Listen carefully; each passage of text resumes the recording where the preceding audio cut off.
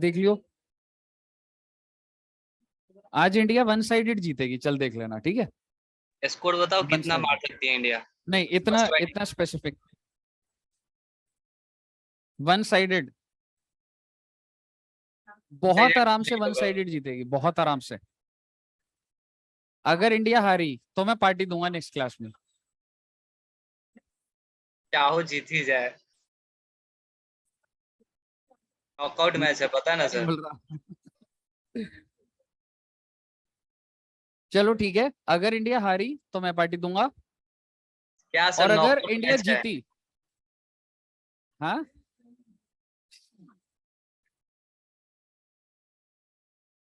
Record हो रहा है।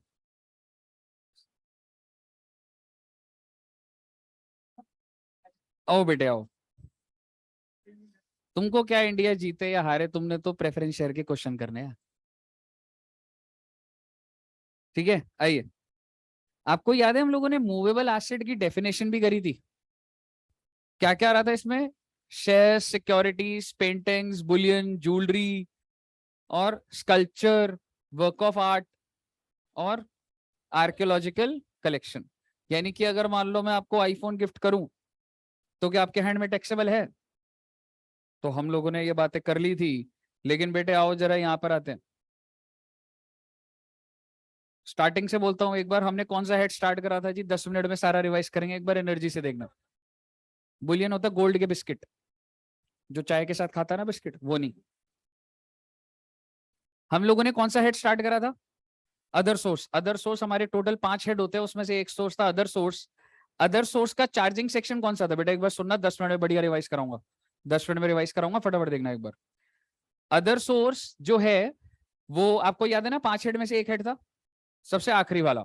और वो ये कहता है कि भाई अगर तुमको कोई भी इनकम हो रही है और अगर वो ऊपर के हेड में नहीं जा रही, ऊपर के 4 हेड में, तो वो ऑटोमेटिकली कौन से हेड में आ जाएगी?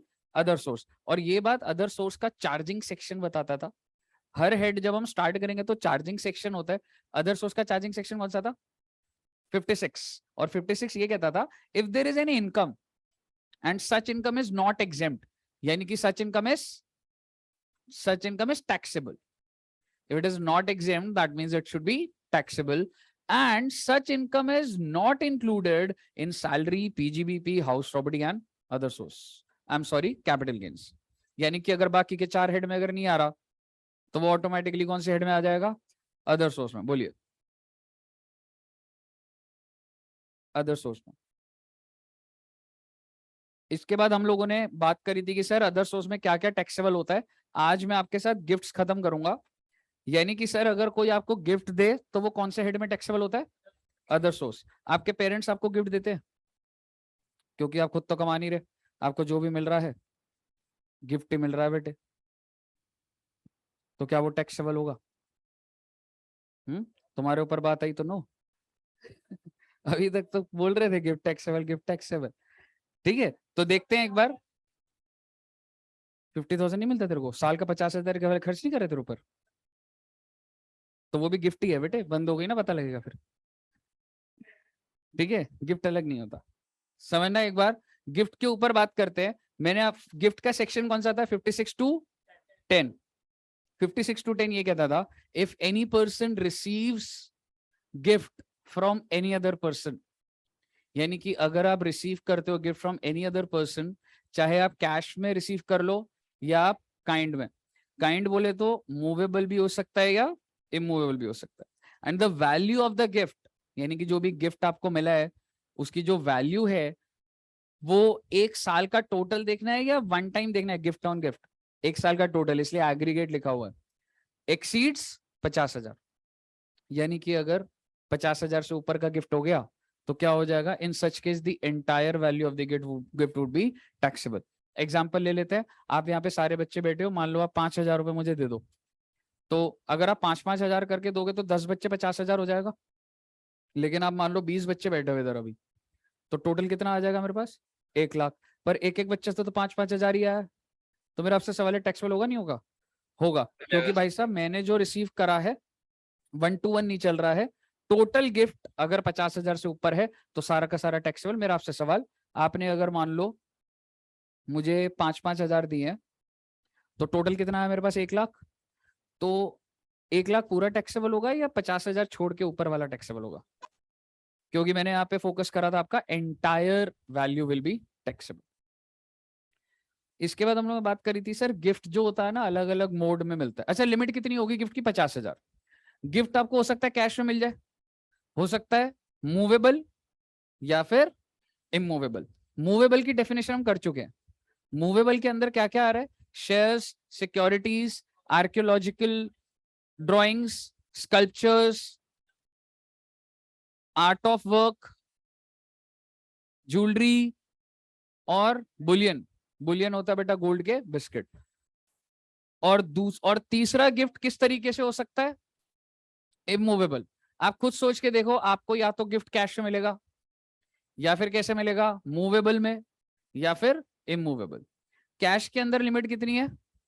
अच्छा जो हमने बात करी थी लिमिट 50,000 टोटल है, तीनों की मिला के अलग अलग है।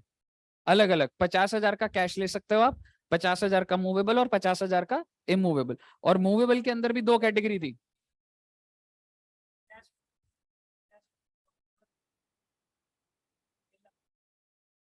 नहीं, जब लिमिट अलग अलग है तो एक्सीड ही नहीं हुई ना। समझ गया? 50-50 है ना, अलग अलग हो गया ना, तो नहीं लगेगा। ठीक है। अच्छा मूवेबल के अंदर देखो ऐसा हो सकता है ना कि मान लो मैं आपको अभी ज्वेलरी दे दूं। मान लो दीपक मैं तेरे को ये रिंग दे रहा हूं, रिंग एक्सचेंज नहीं कर रहे, समझ रहे हो? ठीक है।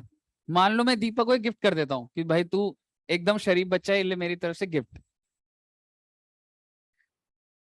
ठीक है, एग्जाम्पल है। ठीक है, तो ये अगर अभी मैं दीपक को गिफ्ट करता हूं, ज्वेलरी के मूवेबल एसेट है और भाई मैंने दीपक को गिफ्ट कर दी है। कह रहा है एग्जाम्पल छोड़ो। ठीक है, मैंने दीपक को गिफ्ट कर दिया, बेटे असली नहीं है ये।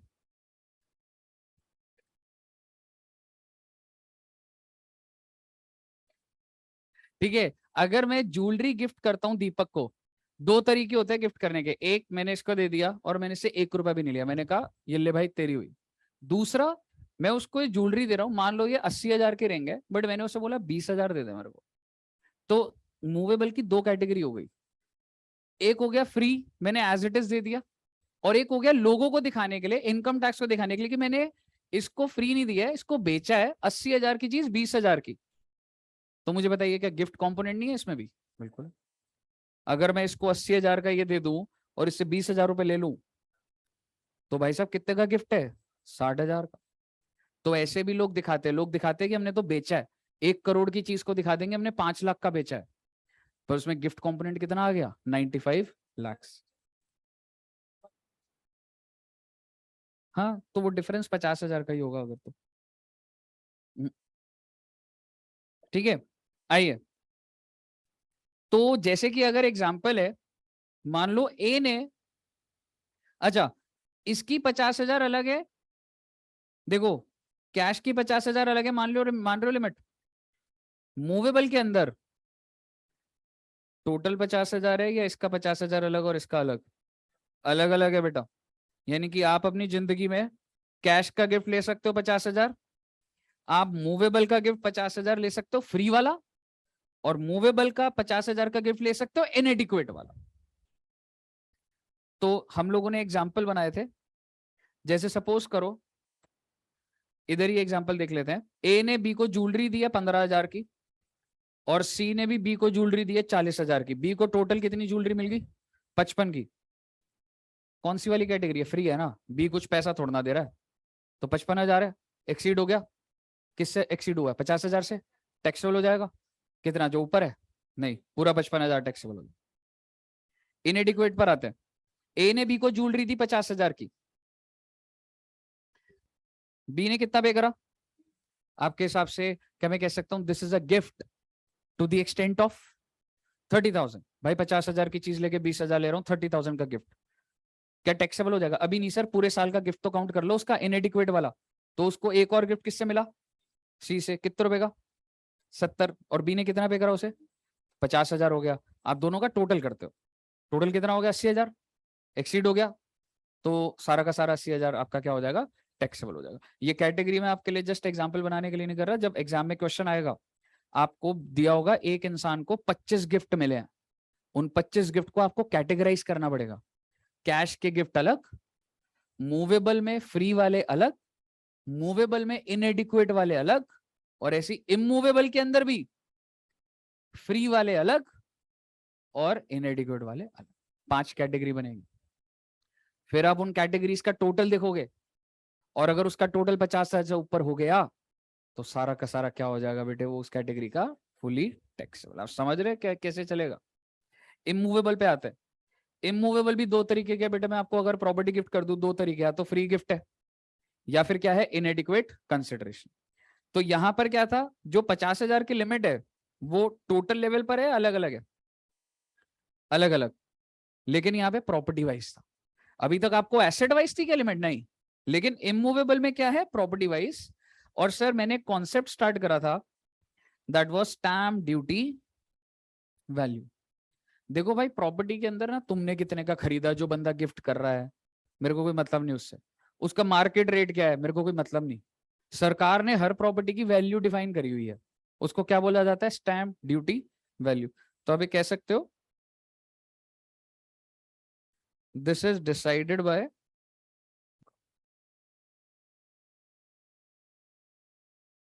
ए ने बी को एक इमूवेबल प्रॉपर्टी गिफ्ट करी, और उसकी स्टैम्प ड्यूटी वैल्यू क्या है, 40,000। मेरा आपसे सवाल, बी के हैंड्स में क्या ये टैक्सेबल होगा? सी ने बी को इमूवेबल प्रॉपर्टी गिफ्ट करी और स्टैम्प ड्यूटी वैल्यू 40,000, टैक्सेबल होगा? और डी ने, सर लेकिन सर टोटल तो एक्सीड हो गया सर, 40 और 40 फ्री का 80 हो गया ये। बेटा प्रॉपर्टी वाइज है, इमूवेबल प्रॉपर्टी में क्या है बेटा, प्रॉपर्टी वाइज है। अगर किसी चीज की स्टैम्प ड्यूटी वैल्यू मतलब सर्कल रेट अगर एक्सीड ही नहीं हुआ उसका, तो आपको लेना ही नहीं वो। डी ने इमूवेबल प्रॉपर्टी गिफ्ट करी हो, stamp duty value, stamp duty value होता है गवर्नमेंट के हिसाब से वैल्यू, गवर्नमेंट के हिसाब से वैल्यू कितनी,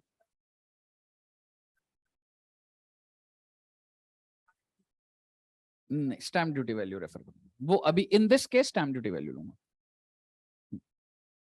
ठीक है, आप मुझे बताइए स्टैम्प ड्यूटी 70, अब मुझे बताइए बी के हैंड्स में टैक्सेबल होगा? बिल्कुल होगा सर 70। यहां तक सबको क्लियर है? अब कुछ अलग बात आएगी, आइए। अभी तक ना आपके दिमाग में ना एक लिमिट बैठ गई है, कितने रुपए की बेटा,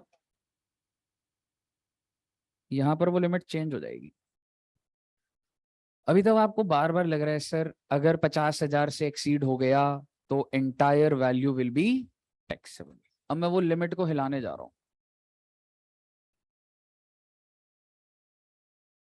या तो जो आपकी लिमिट है वही है, जो कि क्या है बेटा, 50,000, या फिर 10% ऑफ कंसिडरेशन। सर ये क्या बोला आपने, छोड़ो ना बेटे, लिख लो बस इसको, 50,000 या 10% of consideration, whichever is higher. बातें इतनी गहरी हैं बेटे कि कुछ ऐसी अमेंडमेंट आ गई है कि कुछ केस में अब ये 10% की जगह 20% भी हो गया। पर मैं अभी बोलूंगा तो आप डिस्टर्ब हो जाओगे, क्योंकि हर चीज में अभी नहीं बोल सकता, वही बात कैपिटल गेन में भी आएगी, कहीं और भी आएगी। तो जब आप थोड़े बड़े हो जाओगे, जब मैं बोलूंगा ना, तो बोलूंगा यहाँ पर भी कर देना। ठीक है, आपको अगर मन कर रहा है ना, बस इतना लिख लो, 20% इन सम केसेस, लेकिन हम वो केस अभी डिस्कस नहीं कर सकते बच्चे। समझ रहे हो, ये अमेंडमेंट है, कुछ रेजिडेंशियल प्रॉपर्टीज के ऊपर है, कुछ ऐसा कैपिटल गेन होगा, पीजीबीपी होगा, वहां पे भी जब बात होगी तो तब मैं पूरा समझा पाऊंगा आपको। लेकिन अभी आपका फोकस प्योरली क्या होना चाहिए सर, एक तो हमारी लिमिट होती है 50,000, या फिर अब क्या हो गई है जी, 10% ऑफ द कंसिडरेशन।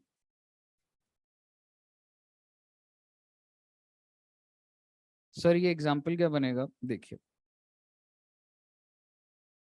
ए ने बी को इमूवेबल प्रॉपर्टी क्या करी बेटा, गिफ्ट करी। Stamp duty value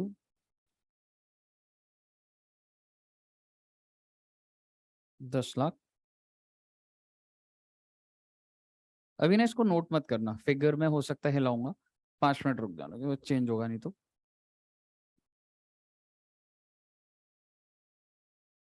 stamp duty value को ना 20 लाख कर लो।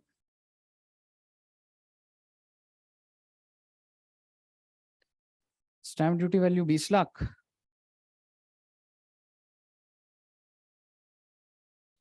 और बी ने कंसिडरेशन कितनी पे करी? अरे हाँ ठीक है। मेरा आपसे सवाल, आपको गिफ्ट कितने रुपए दिख रहा है? 2 लाख रुपए, क्योंकि भाई 20 लाख की चीज बी को मिली and he has paid 18 lakhs, so there is a gift element of rupees 2 lakhs। और जितना तुमने अभी तक समझा है, क्या मैं बोल सकता हूं तुम बोलोगे सर ये जो गिफ्ट है 2 लाख, क्योंकि ये 50,000 से एक्सीड हो गया, लिमिट तो 50,000 ही है ना दिमाग में, तो ये गिफ्ट 50,000 से एक्सीड हो गया, तो इसलिए ये क्या हो जाएगा? टैक्सेबल। यही है ना? अगर तुम्हारी गिफ्ट की वैल्यू 50,000 से ऊपर हो जाती है तो टैक्सेबल ही तो होता है ना, यही तो रूल है इमोरल प्रॉपर्टी में भी। बोलिए, कोई दिक्कत? लेकिन मुद्दे की बात यह है, अभी तुम्हारे दिमाग में लिमिट क्या चल रही है? 50,000। एक लिमिट और आ गई बेटा, 10% ऑफ कंसिडरेशन। कितना कंसिडरेशन बच्चे? आप मुझे बता सकते हो कितना आ जाएगा? विच एवरेस, तो इसका मतलब लिमिट कितनी बन गई? यानी कि अगर तुम्हारा गिफ्ट, अब लिमिट 50,000 नहीं है, अब लिमिट कितनी है? अगर तुम्हारा गिफ्ट इस लिमिट से ऊपर है तो सारा का सारा गिफ्ट क्या हो जाएगा? टैक्स। मुझे बताइए कितना टैक्सेबल होगा अब? 2 लाख, क्योंकि मैंने 50,000 की लिमिट बदल के उसको क्या कर दिया? 180 कर दिया।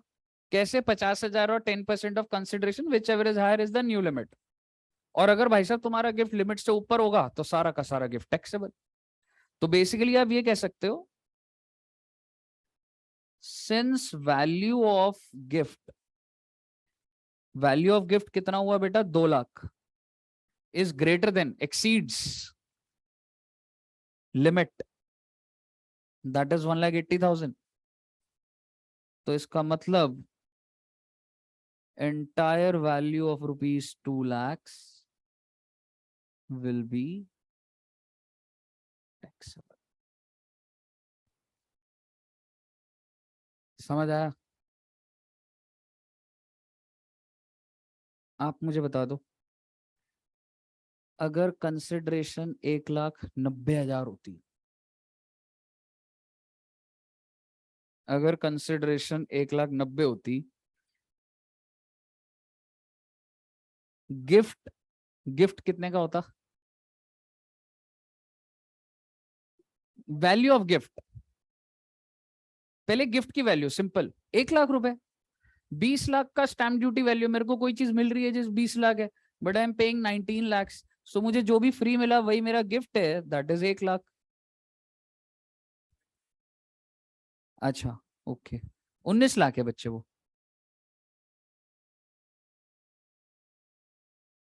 19 लाख। ठीक है, तो आप मुझे बताइए गिफ्ट कितने का हुआ बच्चे? आप मुझे बताइए, लिमिट दो है, या तो 50,000 या फिर 10% of consideration, that is 1 lakh, which ever is. तो लिमिट आ गई 1,90,000। मुझे बता दो, लिमिट है 1,90,000, तुमको गिफ्ट मिल रहा है 1 लाख का, टैक्सेबल होगा क्या? तो क्या कुछ टैक्सेबल हुआ? नहीं हुआ। भाई जब मेरी गिफ्ट की वैल्यू लिमिट एक्सीड ही नहीं कर रही तो टैक्सेबल क्यों होगा? बोलिए, क्लियर है आपको? नोट कर लो बच्चे से। सर खत्म हो गया? नहीं बेटे, अभी और भी बातें बोलनी है। गहरा होता जा रहा है बेटा टैक्स ना, तुम्हारे इस बार अमेंडमेंट भी आई है। और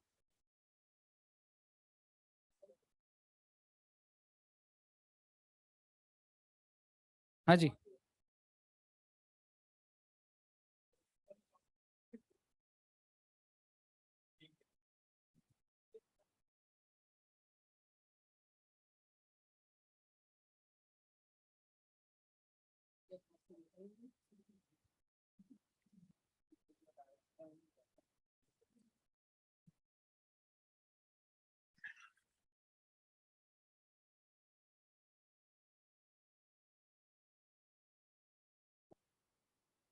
जल्दी जल्दी लिखो।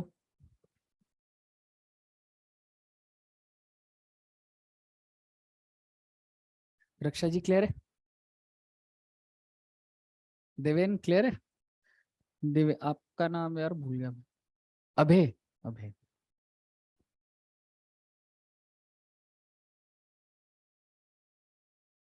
हाँ जी, ऑनलाइन में सबको क्लियर है? महक जी all clear? Yes sir.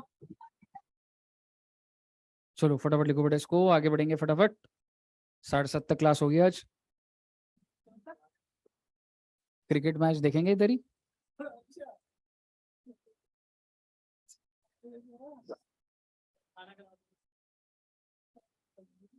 Sir हाँ जी मैडम। सर आप क्रिकेट मैच की वजह से बीमार पड़ते हो, सच में बीमार पड़ते हो? क्रिकेट मैच के जिस दिन क्रिकेट मैच होता है उस दिन सच में बीमार पड़ते हो, या क्रिकेट मैच होता है इसलिए क्रिकेट मैच देखना होता है इसलिए आप क्लास बंक कर देते हो? मुझे ये मेरे को थोड़ा ताना सा लग रहा है। आज भी तो क्रिकेट मैच था, आज क्लास तो हो रही है। वो तो भाई दीक्षा तो पीछे पड़ी रहती है। देखो आज मैंने बोल दिया ना, देखो इंडिया जीतेगी, अब देख लेना। इतनी बार प्रूव कर दिया तुम्हें। एक बार ही प्रूफ हुआ है सर, बाकी टाइम तो आप गलत ही हुए हो। आज देख लेना वन साइडेड जीतेगी मैच में। ऐसे भी नॉकआउट मैच है। हम्म।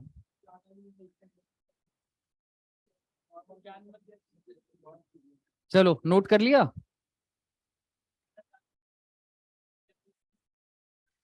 सर क्या श्रीलंका?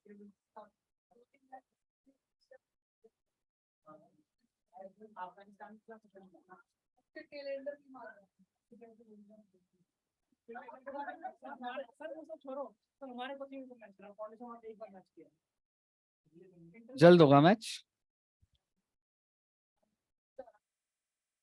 ये खेलता है सबसे बढ़िया, पता है कौन खेलता है इधर? हर्ष। ये हर कोई इसको फर्स्ट बॉल पे आउट कर सकता है। ऐसा खेलता है। अगर वाइड जा रही होगी ना तो हिट विकेट हो जाएगा ये।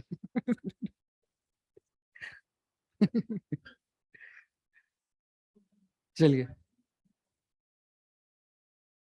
सर, अब मैं आपके साथ कुछ बात ऐसी कर रहा हूं कि कुछ इंस्टांसेस में ना, अगर आपको गिफ्ट मिल रहा है फिर भी वो टैक्सेबल नहीं होगा। समझ रहे हो?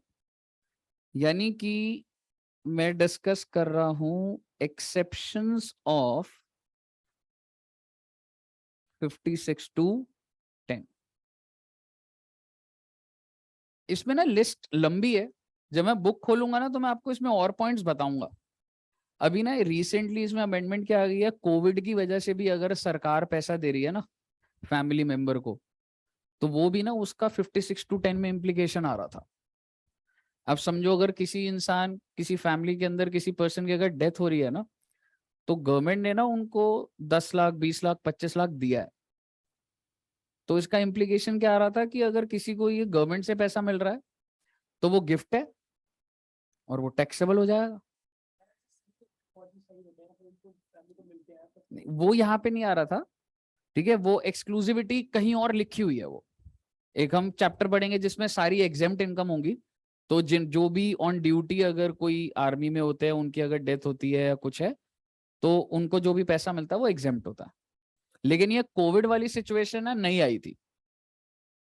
तो कोविड के अंदर क्या हुआ था कि जो भी पैसा मिल रहा है, देखो ऐसा जरूरी है क्या कि अगर एक एम्प्लॉय सोचो रिलायंस में काम कर रहा है और उस बंदे की डेथ हो जाती है कोविड से, तो एज अ कंपनी भी रिलायंस भी देगी 40-50 लाख या नहीं देगी? हो सकता है ऐसा। समझ रहे हो? तो उसका इम्प्लीकेशन आ रहा था कि भाई ये तो 56(2)(10 में आ जाएगा।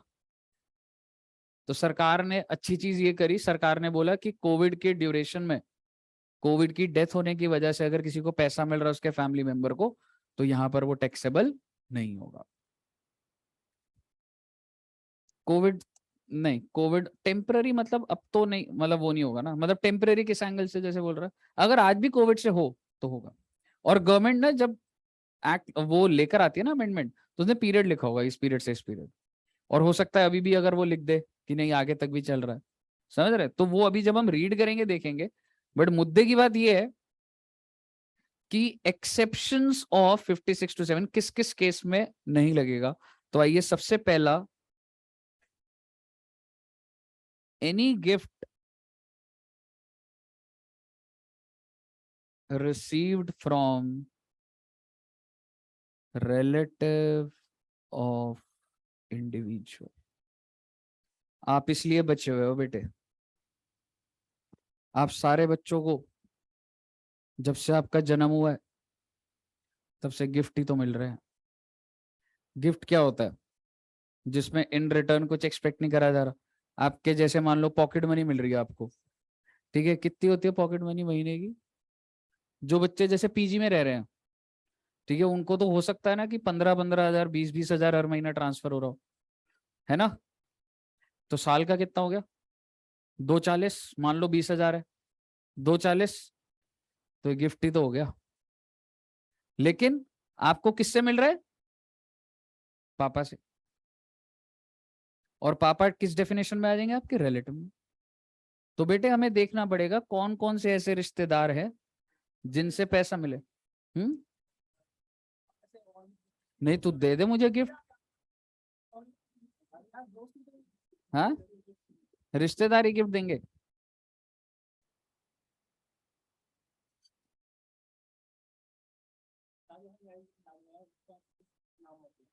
ठीक है, सो बेसिकली अगर आपको किसी भी रिलेटिव से गिफ्ट मिलता है तो उस केस में क्या होगा बेटा, कितना ही मिल रहा है, चाहे करोड़ रुपए का कैश का गिफ्ट मिल रहा है आपको, तो क्या कुछ टैक्सेबल होगा? हम्म तो टैक्सेबल नहीं। गिफ्ट डीड अगर आप अनरिलेटेड पर्सन से बनाओगे तो टैक्सेबल होगा, नहीं होगा। गिफ्ट डीड होता है एक रिटन एग्रीमेंट होता है। गिफ्ट डीड, गिफ्ट डीड क्या होता है कि मेरे नाम पर कोई चीज है, मैं एक एग्रीमेंट में लिख रहा हूं कि मैं ये आपको देता हूं, ठीक है, और उस पे मैं भी साइन कर दूंगा, आप भी कर दोगे, आप ओनर बन गए उसके। गिफ्ट डीड तो एक एग्रीमेंट हो गया बस। हाँ, रिलेटिव का डेफिनेशन है। रिलेटिव में आपके पेरेंट्स आएंगे, सारे बताऊंगा क्या क्या आएंगे, समझ रहे हो? तो बेसिकली अभी समझेंगे इसके अंदर क्या क्या आएगा रिलेटिव के अंदर। दूसरी बात, any gift received on the occasion of birthday, on the occasion of, on the occasion of marriage of individual। Birthday नहीं है मैडम, सिर्फ और सिर्फ जब आप बच्चों की शादी होगी तो ऐसा होता है ना, शगुन के लिफाफे आते हैं बहुत सारे, होता है ना, स्टेज पे शादी हो रही है, सब एक एक करके मिलने आएंगे, शगुन का होता है ना। तो मुझे बताइए जब किसी की भी शादी होती होगी, ठीक है, तो उसको क्या 50 हजार तक का ही गिफ्ट मिलता होगा? आराम से एक्सीड हो जाता है ना, 3-4 लाख रुपए हो सकता है शगुन का। जैसे सपोज करो जब मेरी शादी हुई, तो अगर मैं बोलूं कि भाई अगर 100 फैमिलीज आई हैं, तो अगर 100 फैमिली अगर 5100 भी दें तो कितने रुपए हो गए बेटा? 5,10,000।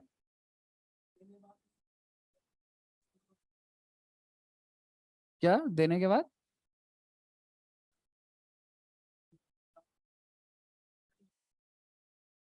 क्या हो गया?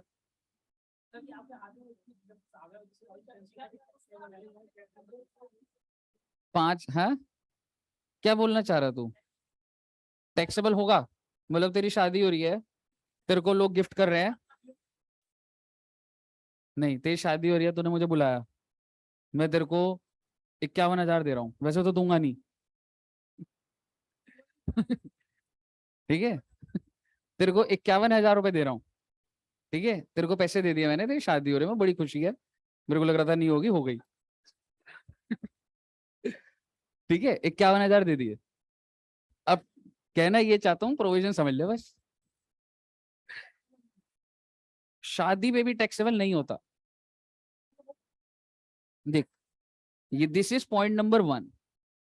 Point number 1 is related to relative. Point number 2 में कहीं तेरे को रिश्तेदार का नाम दिख रहा है?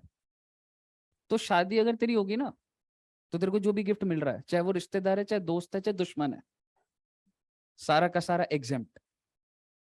समझ रहे हो? अब आप मुझे बताइए, लोग ना बेटा मैरिज पे बहुत सारा ब्लैक मनी व्हाइट में कन्वर्ट कर लेते हैं।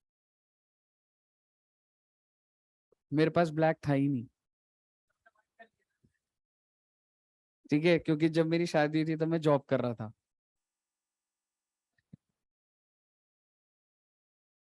ठीक है, तो जॉब के अंदर तो ना सारा बैंक अकाउंट में ही आता है। बट एनीवेज मैं आपको बताता हूँ ये क्या है। On the occasion of marriage, अगर किसी भी इंसान की शादी होती है, तो जो भी गिफ्ट मिल रहा है आपको, इसमें मैंने कहीं रिलेटिव नहीं लिखा है, बच्चा कंफ्यूज होता है कि रिलेटिव से मिल रहा है। रिलेटिव नहीं है, आपके नेबर्स आपको पैसा दे रहे हैं, आपके फ्रेंड्स दे रहे हैं, ठीक है, कोई भी दे रहा है, तो आपको जो भी पैसा मिल रहा है सारा का सारा क्या होगा? एग्जेम्प्ट होगा।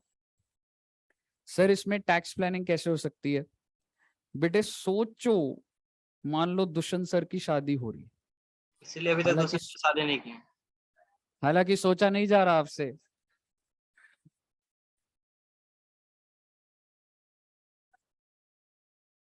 ठीक है, क्या बोला इसने?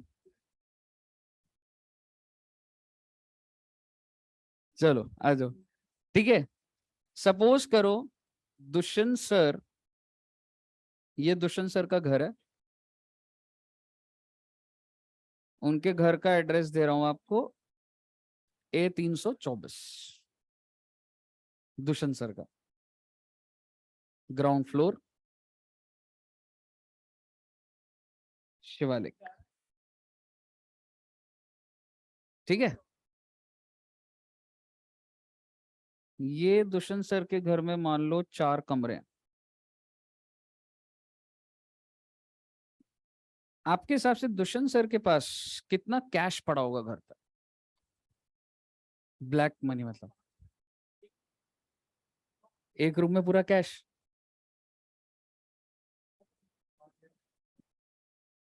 मान लो 50 लाख रुपए सर के पास क्या पड़ा हुआ है?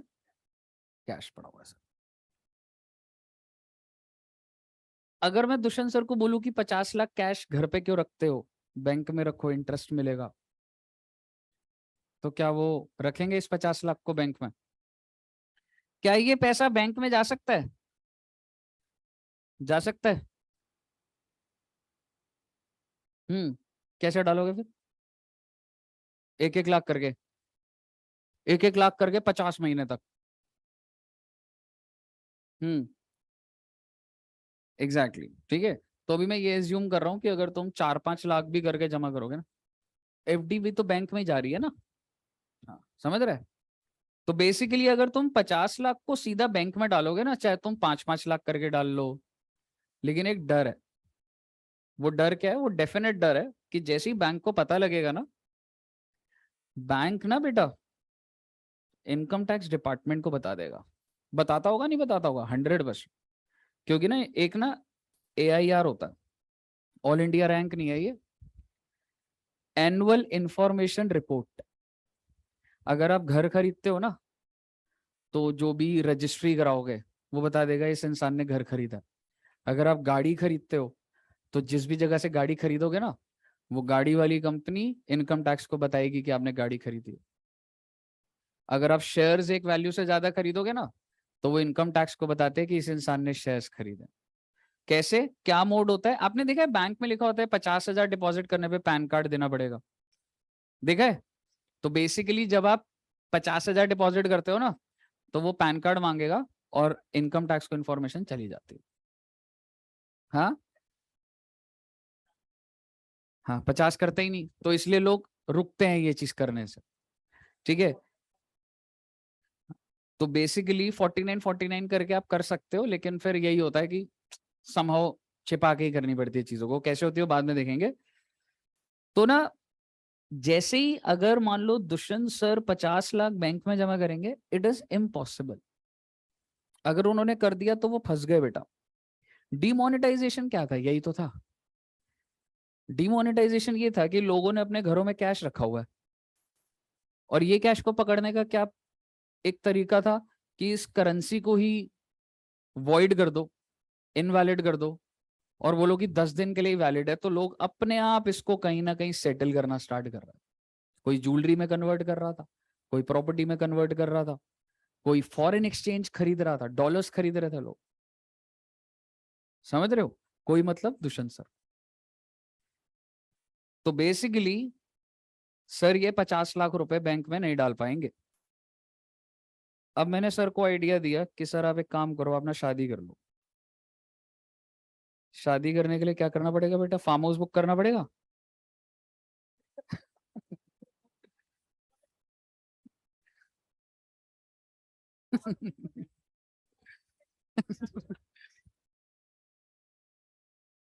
भरोसा ही नहीं हो रहा तुम्हें शादी हो रही है सर की? नहीं।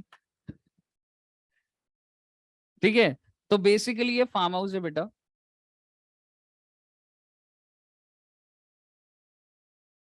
और इस फार्म हाउस में दुष्यंत सर की शादी हो रही है। ये स्टेज लगा हुआ है,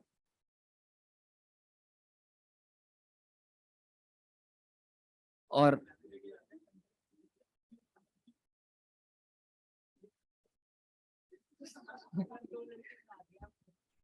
अभी करता हूँ।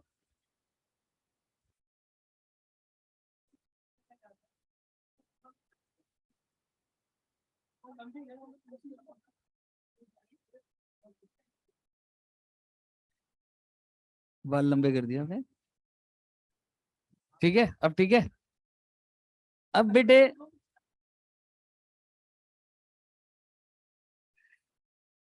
अब बच्चे समझना। दुष्यंत सर को मैंने बोला, अच्छा ये शादी ना रियलिटी में नहीं हो रही।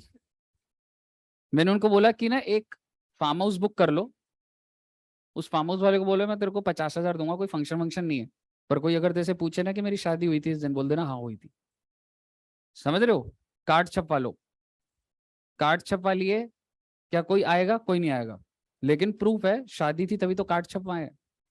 और ऐसे करके बेटा फार्म हाउस के अंदर जो कैपेसिटी थी ना, वो 1,000 लोगों की थी, 1,000 गेस्ट। और बेटा 1,000 गेस्ट ने, मान लो, एक बार बताना 50 लाख डिवाइडेड बाय 1,000 कितना हुआ?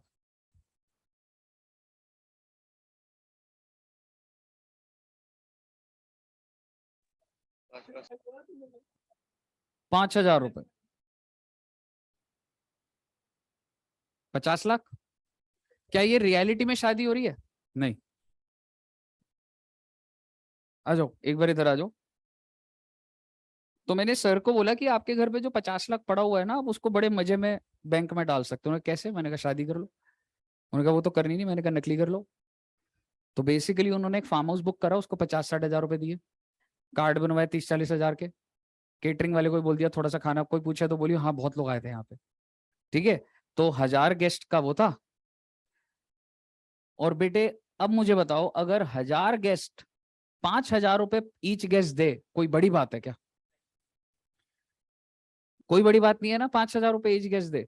सर क्या करेंगे, ये 50 लाख रुपए, अब शादी की डेट है, मान लो आज की डेट है, आज क्या डेट है? 6 सितंबर 2020। 7 तारीख को अगर सर अब जाए 50 लाख रुपए लेके, बोले मेरी कल ही शादी हुई है, मेरी शादी हुई तो गेस्ट आए और उन्होंने मेरे को कैश दिया, या कोई पेटीएम करेगा शादी पे शगुन? कैश है ना? ठीक है, आपने 50 लाख का 50 लाख बैंक में डाला। बैंक ने इनकम टैक्स को बताया एक इंसान है शादी करके अगले दिन आ गया पैसे जमा करने।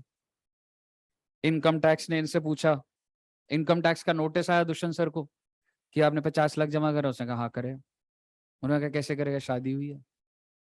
उन्होंने कहा गेस्ट की लिस्ट, उन्होंने लिस्ट दिखा दी।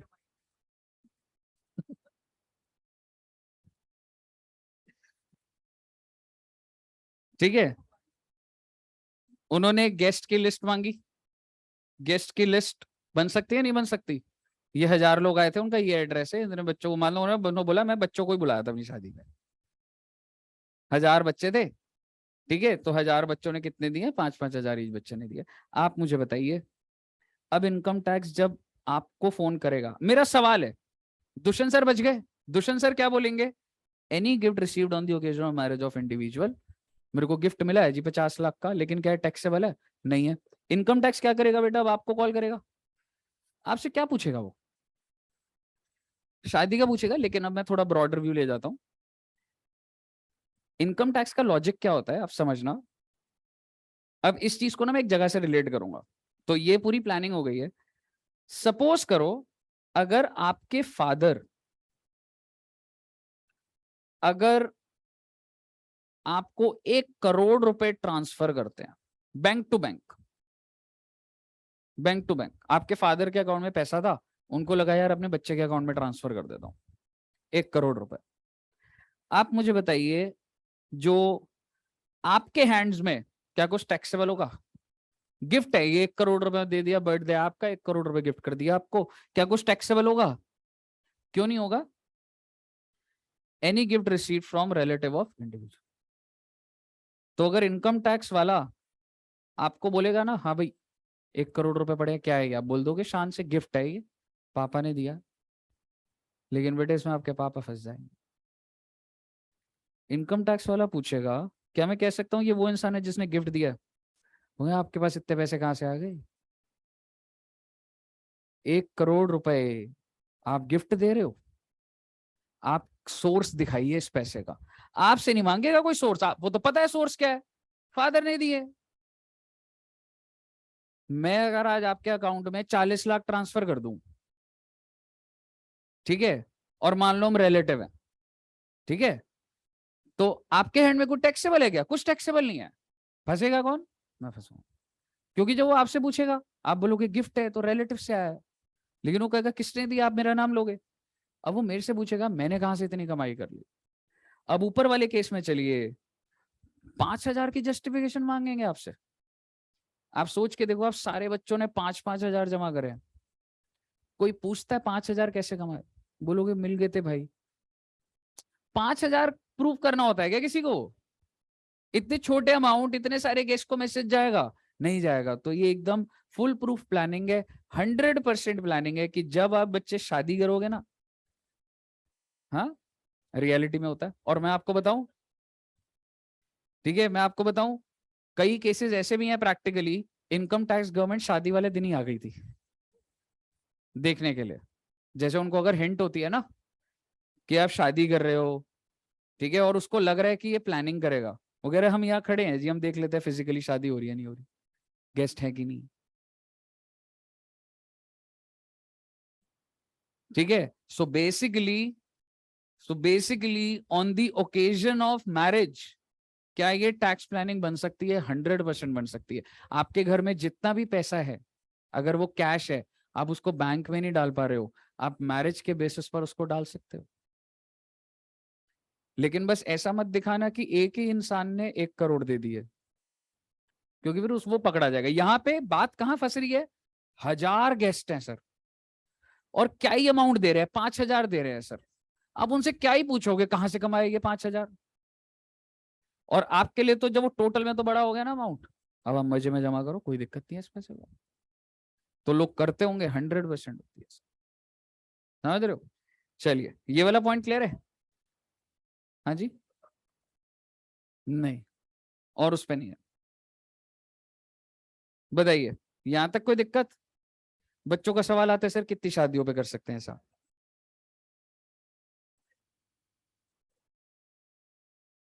हाँ, तुम्हारे ऐसे 2 करोड़ बच जाएंगे 50-50 लाख करके। यार आज मुझे पर्पस मिल गया कितनी शादियां करनी है। ठीक है, अब आ जाइए जरा रिलेटिव पर। ऐसे कौन से वो इंसान है जो अगर आपको गिफ्ट करेंगे। अच्छा सर इतना ही है क्या? 2 ही पॉइंट है? नहीं बेटा और भी पॉइंट्स है, ठीक है। लेकिन एक बार पहले मैं रिलेटिव समझाता हूँ और आप ना एक पेज छोड़ देना इस पे। जब बुक खोलूंगा ना, जैसे कि स्कॉलरशिप आपको वैसे बता देता हूँ। अच्छा चलो 1-2 पॉइंट तो लिख ही देते हैं। थर्ड पॉइंट अगर आपको समझ आए, अगर किसी को विल के थ्रू या लेगेसी के थ्रू कुछ मिलता है, पेरेंट्स के बाद पेरेंट्स ने जो भी कमाया वो बच्चों के पास आ जाएगा। मेरा आपसे सवाल, बच्चों के लिए तो गिफ्ट ही हो गया ना, वो तो टैक्सेबल कर दे। जैसे अभी मान लो, चलो एक पर्सन है, उसकी 10 प्रॉपर्टी है, चलो उसके पास 1 करोड़ रुपए कैश है और वो पर्सन की डेथ हो जाती है। वो 1 करोड़ का कैश उसके 2 बच्चों के पास चला जाता है, 50 लाख 50 लाख। वो दोनों बच्चों को नोटिस जाता है कि आपको ये गिफ्ट ऑफ कैश मिला है। समझ रहे हो? तो क्या वो टैक्सेबल हो जाएगा? नहीं। आप इस बात को पहले ही पकड़ सकते थे, आप ये भी बोल सकते हो सर वो तो रिलेटिव है। लेकिन अब एक और बात सुन लो, एक इंसान है अनरिलेटेड, ठीक है। अनरिलेटेड का मतलब एक इंसान है, उसके पास बहुत पैसा है और उसने क्या कहा, भाई ये 5 गरीब बच्चे हैं, इनको सारा का सारा मैं डोनेट करना चाहता हूँ। तो आप मुझे बताइए, अब तो कोई रिश्ता नहीं है ना। तो किसी भी इंसान ने विल के थ्रू एक बंदे को अपना सारी चीजें दे दी, क्या जिस बंदे को मिल रहा है उसके लिए टैक्सेबल हो जाएगा? नहीं होगा। वैसे क्लियर है? एक और पॉइंट देखते हैं इसी तरीके से ना, और भी है स्कॉलरशिप। सर हाँ सर जी मैडम। सर ये जो फर्स्ट वाला पॉइंट है रिलेटिव वाला, उसमें वो सेक्शन 60 नहीं लगेगा क्लबिंग का? नहीं नहीं, और क्लबिंग का वो किस भी तो एंगल से आप लगाओगे?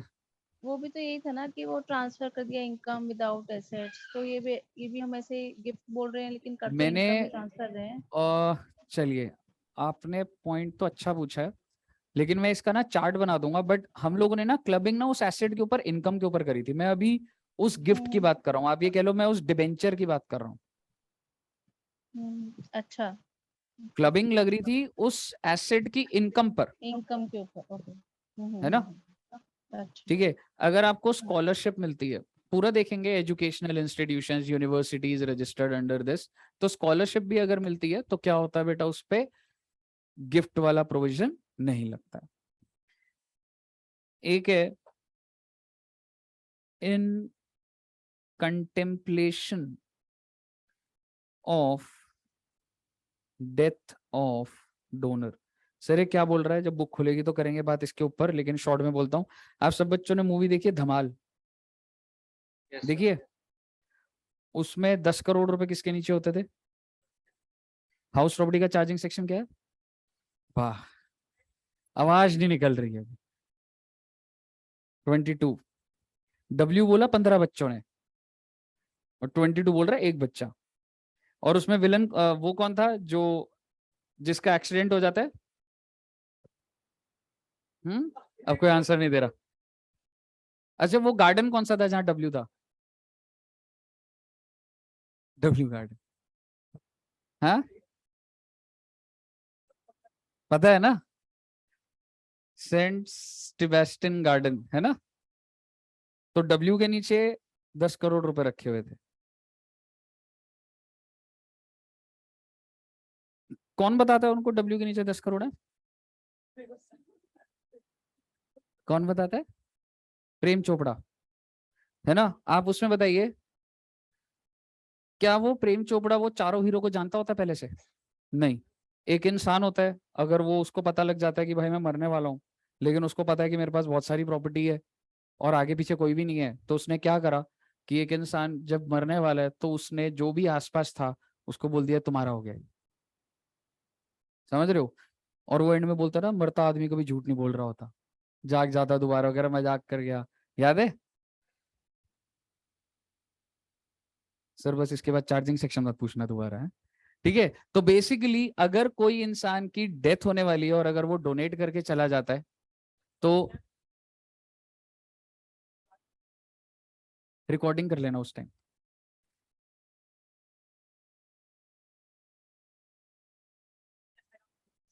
ये चीज फिर फंसने वाली चीज है, ये डिस्प्यूट होगा। तो ये केस आपका, अगर कोई और उसका क्लेमेंट होगा, लीगल एयर्स होंगे तो फंस सकती है बात। समझ रहे हो? तो उसके लीगल एयर को पता ना लगे इसलिए वो डब्ल्यू देख रहे होते हैं कि पहले जाके डब्ल्यू लेके पैसे लेके निकल लो। समझ रहे? तो बेसिकली मुझे बताइए वो जितना भी पैसा मिल जाता है वो क्या एज गिफ्ट टैक्सेबल कर दूं? नहीं सर जी, नहीं कर सकता। आपको क्लियर है यहां तक बात? आइए अब मैं ऊपर वाले पॉइंट पर आ रहा हूं। Any gift receive from relative of individual, पूरा का पूरा चार्ट बनेगा बेटा रिलेटिव का। मान लो ये एक इंडिविजुअल है, क्या हुआ?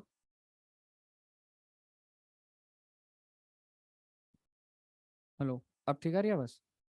अब ऐसा, अब ठीक है? ठीक है, अब आवाज ठीक आ रही है? अब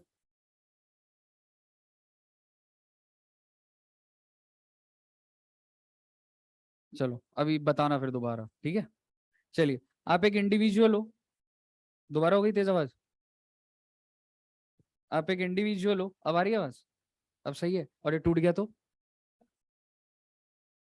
चलिए, आप एक इंडिविजुअल है, मान लो कौन है बेटा इंडिविजुअल? हाँ अभी छोड़ दे, अभी पहले लिख लो फिर मैं छोड़ दूं। चलो हर्ष मान लेते हैं, ठीक है? तो हर्ष एक इंडिविजुअल है, हर्ष को कहां कहां से गिफ्ट मिल सकता है बेटे?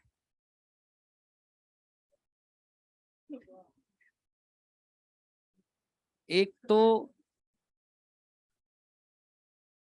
ठीक है, तो यहाँ पर चलो ऐसे इंडिविजुअली लिख देते हैं, बट ठीक है, ये इंडिविजुअल कौन है? मान लो हर्ष है, तो हर्ष को इसके स्पाउस से गिफ्ट मिल सकता है। कभी आवाज बोलते हो कि ऊपर कहते हो, आगे क्यों नहीं बैठ जाते तुम? स्पाउस क्या होता है? स्प्राउट्स सुना है? स्प्राउट्स खाए हैं? प्याज टमाटर डाल के, नींबू डाल के। स्पाउस होता है, तेरी मैडम से शादी होगी ना तो मैडम स्पाउस है, और मैडम की तेरे से होगी तो मैडम के लिए आप स्पाउस हो। Spouse is not gender specific, the other party is spouse, जिससे आप शादी कर रहे हो। समझ रहे? Life partner. तो हर्ष की जो स्पाउस है,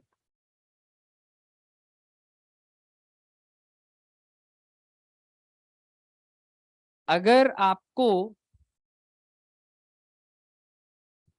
हाँ जी, तो एक इंडिविजुअल को अगर अपने स्पाउस से गिफ्ट मिलता है तो वो रिलेटिव में आते बेटा कितना भी गिफ्ट आप रिसीव कर सकते हो, कितना भी गिफ्ट आप दे सकते हो। क्लियर है जी? इंडिविजुअल के ब्रदर्स एंड सिस्टर्स है, अगर हर्ष का भाई उसको गिफ्ट करता है, हर्ष की बहन उसको गिफ्ट करती है, तो जितना भी पैसा, जितना भी मूवेबल, जितनी भी मूवेबल गिफ्ट आएगी, तो क्या वो कह सकता हूं it is receive from relative और टैक्सेबल नहीं हो?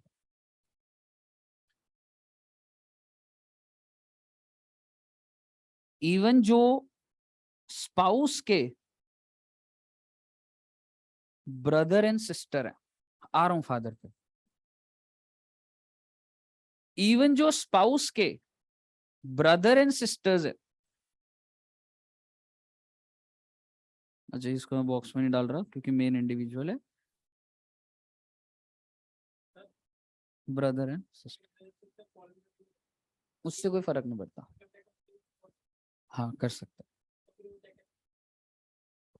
आप ओवर मेल कोरियर आप डॉक्यूमेंट्स भेजोगे, तुम कैसे कमा रहे हो, कहाँ जॉब कर रहे हो, अपॉइंटमेंट लेटर दिखाओ, सब चीजें, सोर्स निकाल लूंगा सब।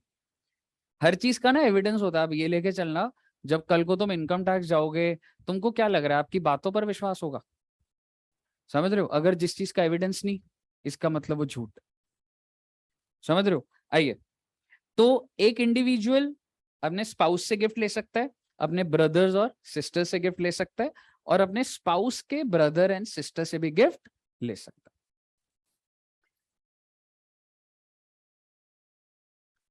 है। इंडिविजुअल के फादर एंड मदर, पेरेंट्स, अगर आपको अपने पेरेंट्स से कुछ भी गिफ्ट मिलता है तो वो रिलेटिव है। स्पाउस के फादर एंड मदर, तो अगर स्पाउस के पेरेंट्स इंडिविजुअल, गिफ्ट किसको मिल रहा है बेटा फाइनली? इंडिविजुअल को, so it is from a relative.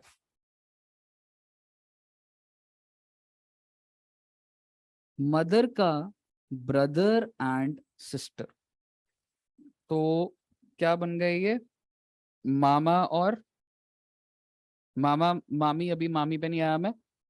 Mother के ब्रदर कौन है? मामा, और सिस्टर कौन है? मासी। और फादर के ब्रदर एंड सिस्टर, तो फादर के ब्रदर कौन हो गए? ताऊजी और चाचा, और सिस्टर बुआ।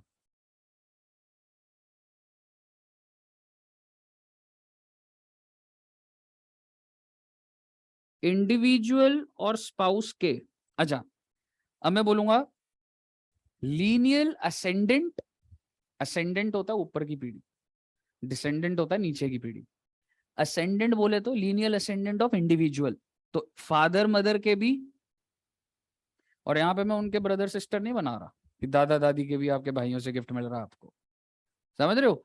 पेरेंट्स के पेरेंट्स, तो ये असेंडेंट हो गया इंडिविजुअल का, और डिसेंडेंट क्या हो गया? इनके जो बच्चे हैं, समझ रहे हो? यानी कि अगर मान लो इनाया अगर मुझे गिफ्ट करती है तो इनाया मेरी रिलेटिव है। क्लियर है जी? तो एक इंडिविजुअल को कहां कहां से गिफ्ट मिल रहा है बेटा, ये एक पहले मैंने चार्ट बनाया। अब मैं यहां पर क्या करूंगा, जितने भी मैंने लोग डाले हैं उन सबके स्पाउसेस ऐड कर दूंगा मैं। यानी कि इंडिविजुअल का ब्रदर है ना, इनकी स्पाउस हो गया भैया और भाभी। आपको अपने भाई से भी मिल सकता है और अपनी भाभी से भी गिफ्ट मिल सकता है।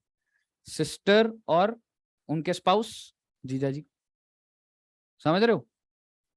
आपके जो स्पाउस, इंडिविजुअल का जो स्पाउस है, उसके जो ब्रदर्स हैं, अगर उनकी शादी हो गई है तो उनके स्पाउस, उनके स्पाउस। फादर और मदर, बेटा ये तो आपस में स्पाउस है ना, इनके स्पाउस मत बना देना बेटा, ठीक है? लेकिन यहां पर आ जाओ, तुमने क्या बोला था? मदर के क्या है? मामा और मामी और मासी और मौसा जी, सबकी याद आ गई ना आज तुम्हें? ठीक है, फादर में चाचा चाची, ताऊजी और ताईजी, और सिस्टर में बुआ और फूफा जी, इज्जत से बात करनी।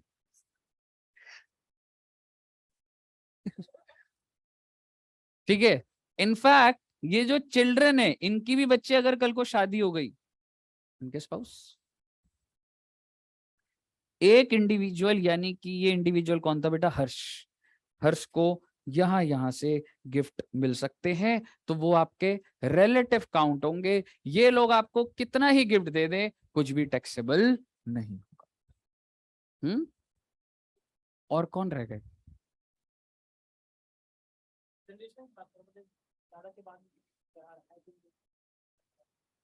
जैसे ये नहीं, इस ऊपर ले ले, और फादर मदर, ठीक है। और बच्चे मतलब ये वैसे इसके ऊपर कुछ आता नहीं है, बट असेंडेंट के अंदर ना जो भी एग्जिस्टिंग जनरेशन है, और डिसेंडेंट में भी जो भी एग्जिस्टिंग है, तो बच्चे, उनके चिल्ड्रन और इन सबके स्पाउस,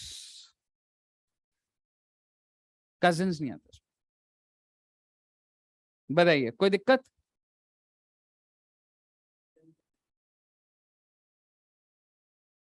बताइए, यहां तक कोई दिक्कत? All clear? गुड। तो सर क्या हमने गिफ्ट खत्म कर लिया? देखो बेटे, अभी भी ना हल्की फुल्की बात बच रही है, बट 95% हो गया। बट 5% ना ऊपर एकदम जाता है, पर वो मैं अभी बोलना नहीं चाह रहा हूँ। बट मैं आपको एक चीज बोलना चाहता हूँ, आप हो सकता है समझ नहीं पाओगे, बट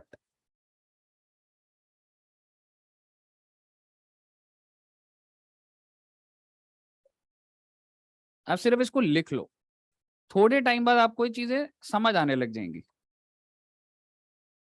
ये जो गिफ्ट मैंने स्टार्ट करा था ना, it should be a capital asset in the hands of recipient. बेटा जो भी चीज मेरे को मिल रही है ना, वो कैपिटल एसेट होना चाहिए। सर समझ नहीं आया, चलो सोचो एक बार।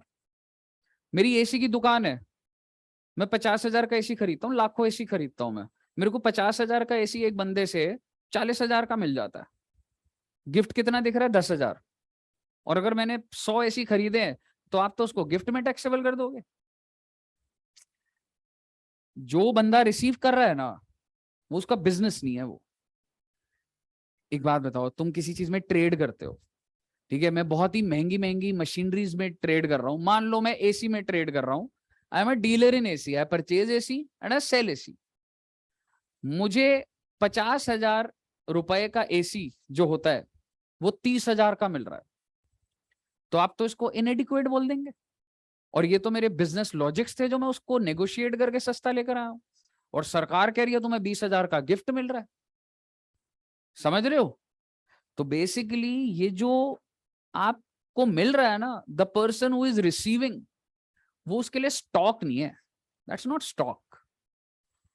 कि that I am dealer in this, मेरे को सस्ते में मिल रहा है, तो उस पे नहीं लग रहा 56 to 10। 56 to 10 किस पे लग रहा है? जो चीज कैपिटल एसेट है। बोला कैपिटल एसेट क्या होता है? जनरली समझ लो गोल्ड। और अगर मैं प्रॉपर्टी में, अगर मैं ज्वेलरी में डील करता हूं, तो jewellery is not a capital asset. मैं इसको जितना बोलूंगा ना, आपको उतना फंसोगे। बस आप इतना समझ लो, आप जो रिसीव कर रहे हो ना, that is not stock, you are not a dealer in that. समझ रहे हो? आपका स्टॉक नहीं है, उसके अलावा कुछ और है। क्लियर है जी? ये बात ध्यान रखना, ये कहीं ना कहीं दिखेंगी तुम्हें, तो फिर 56 to 10 नहीं लगेगा। ये मेरी एबिलिटीज है भाई। कोई चीज मार्केट में 50 की है, मैं दूसरे को कन्विंस करके 30 में लाता हूँ, आप 20,000 टैक्सेबल थोड़ा ना कर दोगे। समझ रहे? ये तो आप मेरे बिजनेस के अंदर घुस गए यार। मैं सस्ते में खरीद रहा हूँ, आप इनकम बना रहे हो उसको। ऐसे थोड़ा ना चलता बात। It should not be a stock. कैसे भी है वो, स्टॉक नहीं होना चाहिए तेरा। तू चाहे फ्री में किसी को कन्विंस कर रहा है स्टॉक लेने को, स्टॉक नहीं होना चाहिए तेरा। हाँ जी।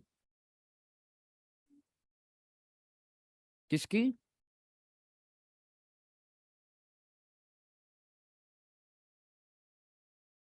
मेरा पेंटिंग का ही काम है।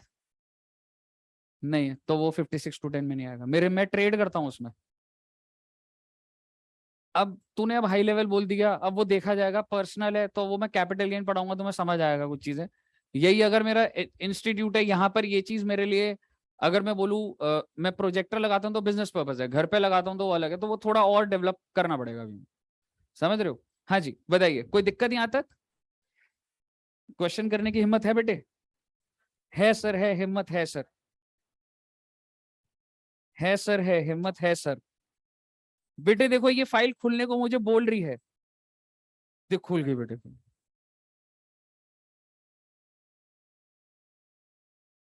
थक गए हो क्या? जो डेवलपमेंट होती है ना असली, वो थकने पर होती है बेटा।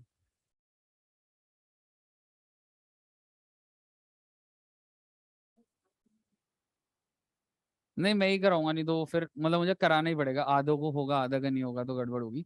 ठीक है चलिए, नेक्स्ट क्लास में यहाँ से फिर फर्दर हम कंटिन्यू करेंगे बच्चे, ठीक है? अरे एक बार वो चार्ट दिखा देना। हाँ जी, पीडीएफ अभी भेज रहा हूँ भाई मैं, टेलीग्राम पे मैं भेज रहा हूँ अभी।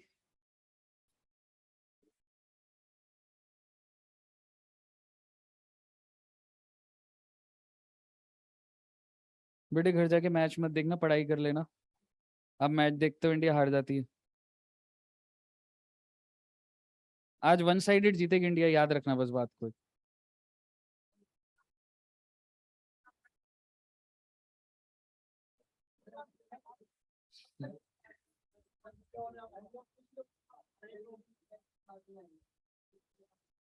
इंडिया की बैटिंग अगर, हाँ, 17 ओवर में जीत जाएगी इंडिया।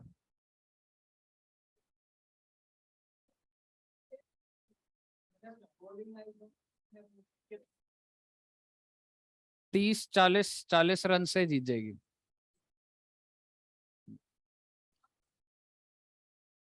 वन साइडेड ही है। 30-40 T20 में गैप काफी होता है, और 17th ओवर में खत्म करना बड़ी बात होती है।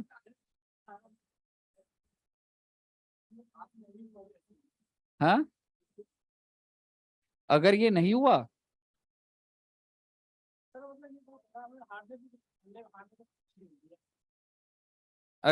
हुआ तो दुष्यंत सर आपको कल पार्टी देंगे सामने। चलिए, ओके बच्चों, bye bye, bye everyone, bye bye. Thank you sir.